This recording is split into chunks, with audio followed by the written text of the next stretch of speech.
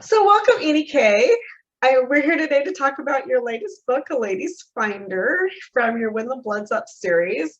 And this one delves into the queer community. Can you tell me what inspired you to go this direction? Well, so all of my books are about my friend group, people that I know and love in real life. And I spent a lot of my 20s in gay clubs, and I knew that they existed then. And I wanted to have some representation there as well because it was such a happy place for me. And this last year, I've been dealing with long COVID, and we were in the second year of pandemic, and it was just a really hard time for me. And I wanted to go back to a happy place. This is a romantic comedy, so I wanted to have a place that I knew my people would have a good time and could relax. So that's why I started researching. They called them Molly houses at the time. So I researched Molly houses, and then of course that led me to historical drag queens, which are fabulous, including some of the names that they would call each other. So part of the Molly house traditions, they were mostly for men, for gay men, partially because women were still very much cloistered. They didn't have the autonomy that men had. So it also meant that they weren't persecuted because their relationships were not as obvious to the public as a gay male relationship would be.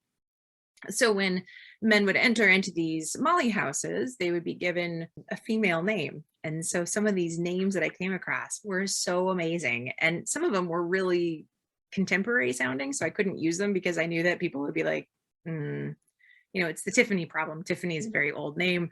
But if you name your 16th century character Tiffany, everyone's going to be like, no, that's not right. Even though the name is like ancient.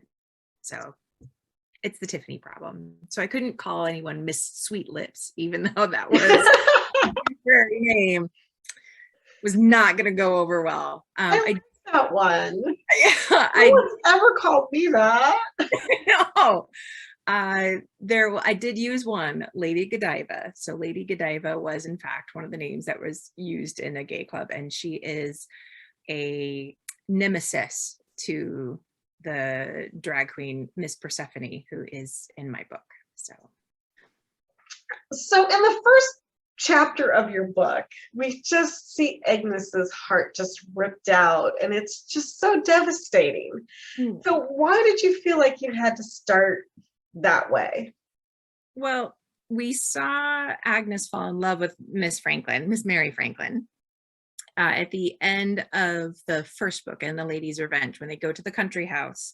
That is where we meet them for the first time. We learn in book 2 that, well, I don't want to give too many spoilers out, but Miss Franklin is related to some people that we meet in book 2. So the circle starts to close, and we know that Lady Agnes and Miss Franklin have been having a close friendship for over a year. And I knew that Miss Franklin wanted to have a more traditional life. That is just what she wanted. And that Agnes would not be able to give that to her. And so I felt like, since I had alluded to their relationship in the earlier books, that the audience deserved to see what happened, to really get the full force of Agnes's heartbreak, so that we can see that when Jack About Town steps in, what Jack is really up against. So we can see that Agnes has walls up, she's hurting, she's not ready for anything else, and certainly not in a person who presents like Jack does. Now, Jack About Town was in The Boxer and the Blacksmith. Yes. And I love that character. Is there any significance to that name, Jack About Town? There is. It's actually a joke. So a Jill About Town is the name for a prostitute. Oh, okay. Yeah, it was a slang term for a prostitute. And so because Jack really does play with gender norms and gender ideas, and the fact that he is living in a Molly house with Miss Persephone, Jack About Town is a way to protect his identity, and also his last name being Townsend. So it was a way to make a play, make a joke that would be accepted as a body sort of joke in a Molly house, but also as a play on his own last name. So, he's taking from a couple different of his own identities to give himself this name. So how fun. Multiple identities. Multiple identities. There's a lot going on with Jack. He's very much an easygoing person, but still waters run deep. So with your series being called When the Blood's Up, it really delves into the boxing community and women's boxing, but there isn't a whole lot of boxing in this story.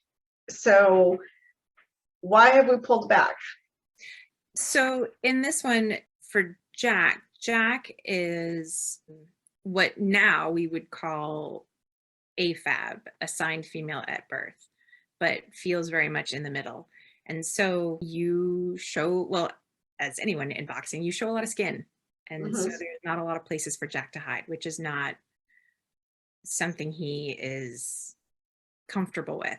He really likes his walls. He likes being hidden. And so one of the first accidental hints that he drops is that he has studied with Bess Abbott. And John picks up on it because Bess doesn't train boys. Bess trains girls. And that's the first real clue that he accidentally drops in conversation. He kind of lets his guard down because he's around John Arthur, and John Arthur feels he was born lower class, and so he feels Jack is more comfortable with John.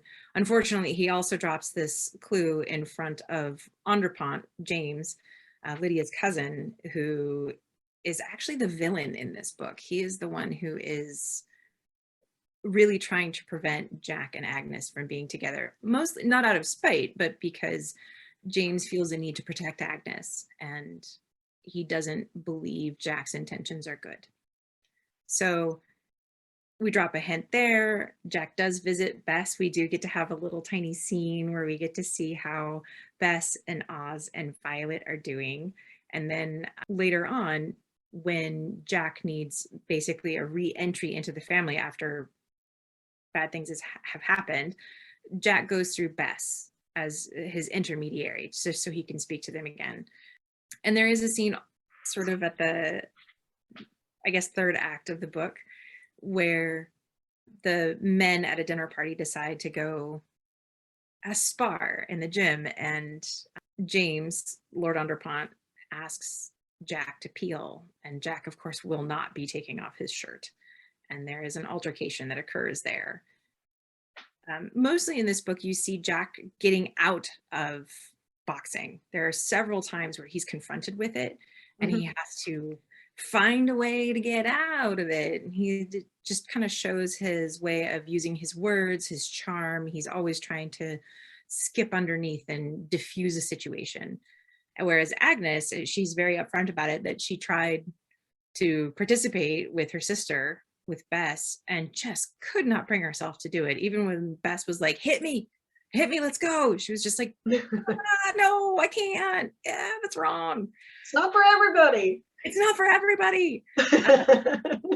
Agnes, despite her height, despite being taller than her sister, she is just not comfortable with that sort of thing. She is a very kind and gentle individual and wants to remain so, and is fiercely protective of that. Tell us what you're working on next. Next, I am working on, basically, it is James's book, Lord Underpont, and it is a marriage of convenience trope. And I'm not saying too much of it. It'll be obvious. It's also Pearl Arthur's book. So it's John's little sister. So I guess in contemporary romance, you would say, oh, it's a little sister, big brother's best friend kind of trope. But really, in this case, it's more of a marriage of convenience. Underpont goes through his own heartbreak and is lashing out, and he's very impulsive, just like Lydia is impulsive. They're very much two peas in a pod. And basically is like, hey, you want to get married? And she's like, yeah, all right. So it's within the first end of the first chapter, you have Underpont proposing. So we'll also get to see how Pearl integrates into his family, and to actually become a part of the family in this very, very dysfunctional family that they have, and how she is a catalyst for secrets to be resolved. This will be the 4th book in the series, which is also the end of sort of present day timeline. And then the 5th book will be a prequel. So you'll see the parents' generation and how this whole dysfunction happened. So Very interesting. So you are going to do a prequel. I am. 'Cause I would really like to tell the parents' story. It's a convoluted way that they all got to where they are. And so I want to show it off. I think that just seems to be something that's more normal with writers now. It's like you get so deep with your characters that you want to tell all their stories. I do. And I want to show, I tried very hard to be gentle and generous with parents, but it's very easy for a child to blame their parents for the situation that they're in. And I want to show just how hard these parents fought for their children. It's just that sometimes no matter what you do, you can't protect your child from everything. So, and as children, we don't know everything that our parents do for us. So yeah. And so Pearl is going to be uncovering some secrets because she has a lot of time to herself. This sounds like a fun book. Do we have a name on that, a title for that one? Well, currently I've let my newsletter subscribers vote between 2 titles, 2 prospective titles. One is a Viscount's Revenge and the other is a Viscount's Vengeance. And I need to go check to see who's got, right now they're dead equal. I haven't checked today. One has won out over the other yet. So, yeah. Well, we're going to be looking forward to your next book and finding out what the title is. And I love marriage of convenience tropes. They're just so fun to see them being forced together like that and just having to learn how to get along. So I'm looking forward to it. Yeah, good. So thank you again, Edie, for talking to me today. And if you have not read her book, A Lady's Finder, it is a whole lot of fun. And one other thing you can do is subscribe to our YouTube channel. Later.